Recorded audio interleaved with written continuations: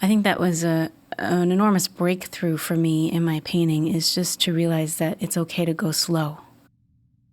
And that it really goes well when I look at my subject, I load up my brush, I look at my subject again before I paint. And then I paint just a little bit, and I look at my subject again and ask myself, do I like that? Does that look like how I expected it to look?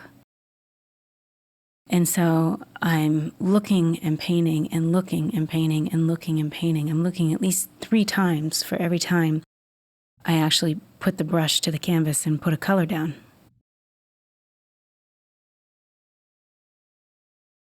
And for a while, I focused on really paying attention to that as I painted. I had to slow down way, way more than this.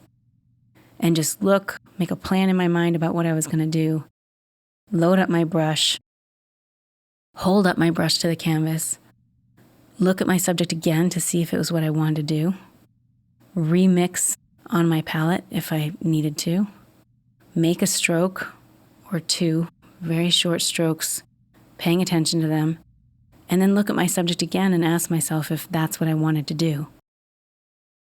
And it has slowly sped up. I still do that much looking, but I have built up a habit of doing it. So as long as I'm paying attention and on the ball, I remember to do it without having to think about it. But for a long time, I had to think really hard about it. So I recommend just setting up a painting and doing a painting where you just say, well, the goal of this painting is just to pay attention to every stroke I make. We tend to sort of throw ourselves into paintings sometimes, of like diving in and hoping we can swim. And it doesn't really have to be like that. You can sort of stay in control of it as you're working.